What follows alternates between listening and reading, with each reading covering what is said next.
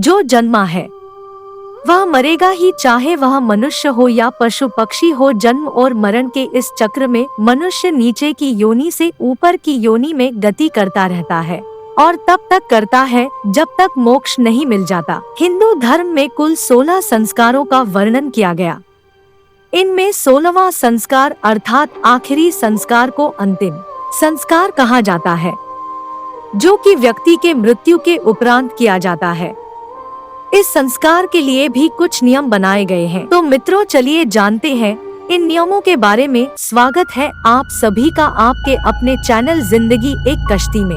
गरुड़ पुराण के अनुसार रात में अर्थात सूर्यास्त के बाद दाह संस्कार को हिंदू धर्म शास्त्र के विरुद्ध माना गया है। इसीलिए रात में अगर किसी की मृत्यु हो जाती है तो उसके शव को रख कर सुबह होने तक का इंतजार करते हैं।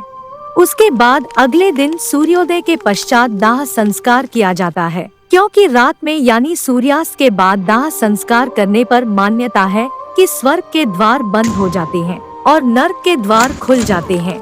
ऐसे में जीव की आत्मा को नरक का कष्ट भोगना पड़ता है तथा मृतक को मुक्ति नहीं मिल पाती और ऐसी आत्मा पिशाच, असुर और दानव की योनि में जन्म लेते हैं।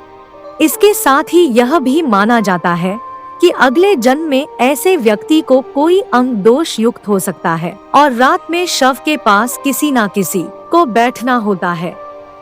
शव को रात में अकेला नहीं छोड़ा जाता, क्योंकि मृतक की आत्मा वही रहती है। जब तक उसका शरीर जल नहीं जाता उसका शरीर से जुड़ाव बना रहता है, साथ ही वह अपने परिजनों को भी देखता है।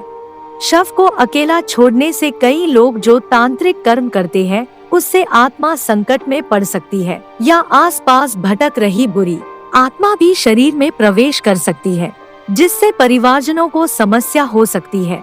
इसके अलावा दाह संस्कार के दौरान छेद वाले घड़े से चिता की परिक्रमा करके उसे फोड़ने का भी विधान है। इसके पीछे मान्यता है कि ऐसा मृत व्यक्ति के मोह भंग के लिए किया जाता है। परिक्रमा के दौरान व्यक्ति के जीवन की कहानी को प्रदर्शित किया जाता है।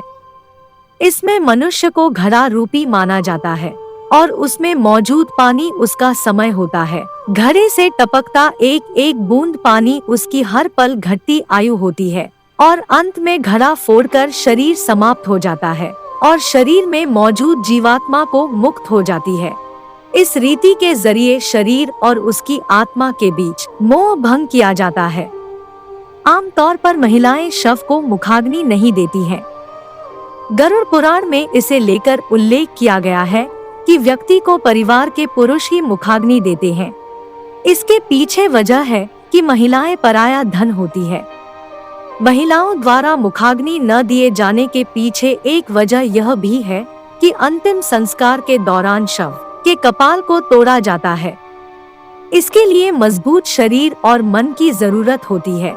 कपाल इसलिए तोड़ा जाता है क्योंकि कई बार सिर आधा ही जल पाता है, जिसे कहा जाता है कि दाह संस्कार तब तक पूरा नहीं होता जब तक सिर पूरी तरह से नहीं जला हो, क्योंकि कपाल क्रिया के पश्चात ही दाह संस्कार पूरा माना जाता है और मृत व्यक्ति सभी बंधनों से मुक्त होकर मोक्ष पाता है। अब हम आपको बताएंगे कुछ ऐसी बातें जिसको लेकर बहुत सवाल है। किसी वयस्क या फिर बूढ़े व्यक्ति की मौत हो जाए तो उसके शव को अग्नि में दाह करते हैं, लेकिन वही हिंदू धर्म में अगर किसी नवजात शिशु की मृत्यु हो जाए तो उसे जलाया नहीं बल्कि दफनाया जाता है। दरअसल लोगों का ये मानना है कि अंतिम संस्कार असल में शरीर से अलग होने का एक रूप है। जब शरीर को जलाया जाए तो आत्मा से व्यक्ति को कोई लगाव नहीं होता है। इस तरह से वो शख्स आसानी से आध्यात्मिक दुनिया की ओर जाता है और फिर मोक्ष पा लेता है और नवजात शिशु की आत्मा को कम लगाव होता है अपने शरीर से और वो लंबे वक्त तक अपने शरीर के साथ रहते नहीं हैं। इसी वजह से उनकी आत्माएं इतनी आसक्त नहीं होते हैं और वो शरीर को आसानी से छोड़ देती है। इसी कारण नवजात शिशुओं और संतों को उनकी मृत्यु के बाद हिंदू धर्म में दफनाया जाता है, न कि जलाया जाता है। मित्रों, हम आशा करते हैं कि आपको हमारी आज की यह वीडियो में दाह संस्कार से जुड़ी जानकारी अच्छी होगी। तो तो इसे ज्यादा से ज्यादा लाइक करने के साथ साथ अपने मित्र और परिवारों के साथ शेयर जरूर करें। और अगर चैनल सब्सक्राइब नहीं किया हो तो सपोर्ट के लिए सब्सक्राइब करना न भूलें।